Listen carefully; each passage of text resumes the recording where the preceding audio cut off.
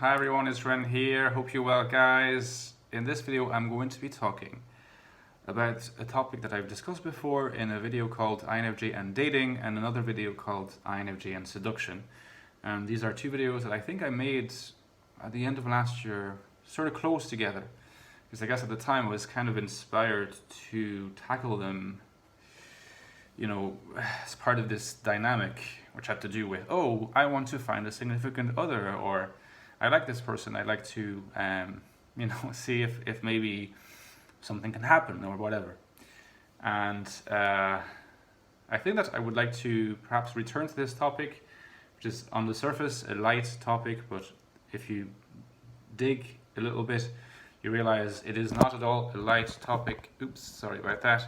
It is perhaps the central topic of human existence and very linked to happiness and contentment. And I'm going to call this video probably something like INFJs and flirting, so that it doesn't look like I'm just rehashing some themes from like INFJs and dating or INFJs and seduction.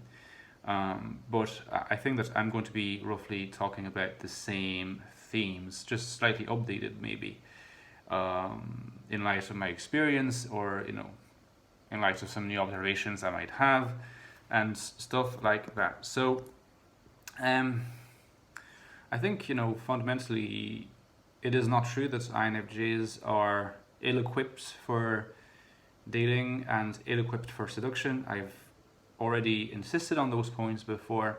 Because of NI and FE, that's a great tool for sort of getting a sense of what the other person is going to vibe with, going to enjoy.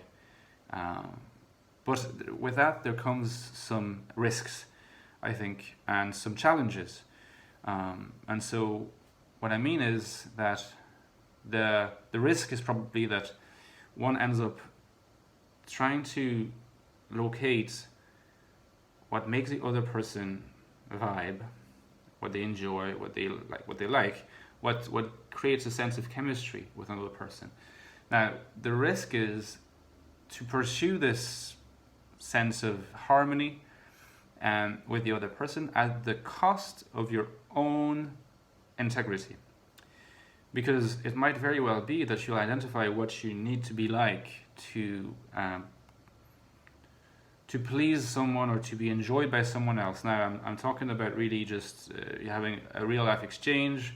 Specifically, it could be perhaps an online exchange, but in view of recent events, I don't think I'm going to be advocating for something like that anytime soon.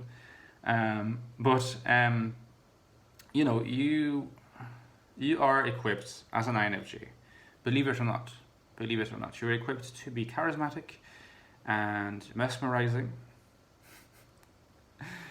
and to have a good idea what make people tick in imagine in the right sense, not like tick them off. And so that's obviously something that you're going to be tempted to do. Now there's a difference between the whole charisma approach and then the flirting and like looking at the signals approach. I think that paradoxically, if you look at the signals and you adapt your attitude so that you vibe with the other person, like I said, you just have to be careful not to do it at the expense, not just of your authenticity, although this is important, because perhaps this is actually not really something that you want to do. Maybe you don't even really like this person, but an FI user will notice that more quickly and more straight away than an FE user on average, especially if the other person, you might be confused because perhaps the other person is generally good looking. Perhaps they remind you of some ideal that you have of a woman or a man. Perhaps they remind you of someone that you were very attached to before, and to work out these different dynamics and phenomena takes a while, especially for an INFJ FE user, and it might take a while to realize, after all, I don't really like this person, or I'm not sure I like this person. I want to take my time before I'm sure I like them. And so until that's established, or until you've made some progress towards establishing that, I think it's important to not go straight for the attempt to please. Even if you think that for a certain period of time it creates this good interaction. Because the thing is, it's not necessarily going to lead to a good result. Because first of all, you might be doing this for the sake of someone that you actually don't really like. You're kind of sacrificing your authenticity a little bit, which, even though you might not notice it, is going to kind of eat away at your self-worth and confidence in the long run. But you're also, particularly again, if you would not necessarily act this way in your natural environment, you could be sacrificing, at least to some extent and superficial extent, but nevertheless real extent, your personality. And this is something that I think the other person, even if they might enjoy the interaction superficially, they might notice how, good question, it's something that's very intangible, hard to tell, but they will notice that you're sacrificing a bit of your personality, and usually they will not be attracted to this long term. And I think this is why sometimes it's better to be oneself and to not fall for this temptation to just say, okay, I can access these signals easily because of NIFE, let's say, and I'm going to adapt to them straight away. No, you adapt to them if you really like the person, and if adapting to it would be fun, would be natural, would be something that you really want to do, not something that you force yourself to do, because that's not going to lead to anything productive in the long run. So that's the first point, and it's about the risk that's involved in flirting, and as an INFJ especially. Now the other half has to do with what I call the challenges, and I was thinking principally of one challenge, which is kind of a meta challenge, not about specific challenges, but about maybe instances of this challenge in particular context. And that's, at least to me, I feel like the INFJ in flirting and in seduction and in dating is kind of like an unreliable and fitful and more contemplative ENFJ. Because I don't know if you've seen ENFJs in action, but God, they're good at seduction usually, and they're good at flirting, and they get the signals, and they have charisma, and that's very common with ENFJs. I'm not saying all of ENFJs, but a lot of ENFJs are like that. Well, now the INFJ has the same functions, same functional makeup, and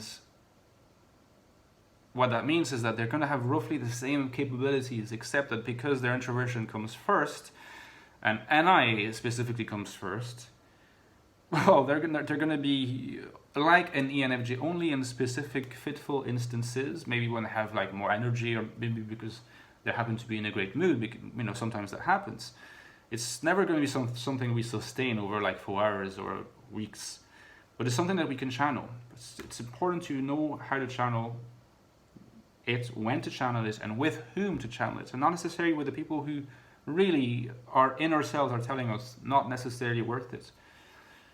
Because this ENFJ potential, which is made weirder and more unreliable as a potential and as a charisma by NI dominance probably, but also in some way more mysterious and insightful. It could interest. There's some people who might fall for it more than they would fall for an FE dominant, because in a way it's less assertive and it's less purely social, but it can have its own kind of fascination and charisma attached to it. And there are some people, some women or some men, who really, really, really are attracted to that, and it's a strength.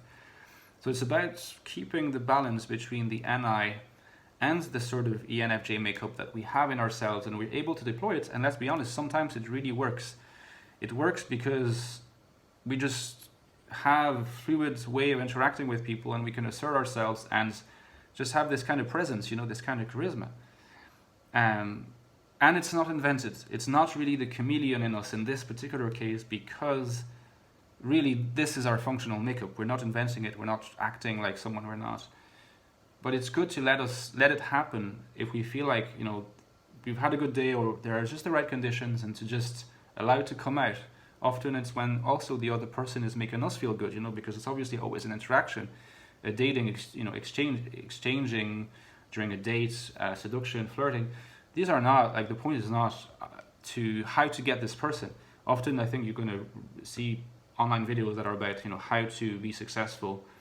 What it tends to forget is that one of the most essential aspects is be successful, but not at any cost. Be successful when you really like the other person, and the other person is going to really help you by the sheer fact that you're happy to interact with them, going to give you this extra strength to know how to flirt well, to flirt carefully and without sacrificing these things I mentioned earlier.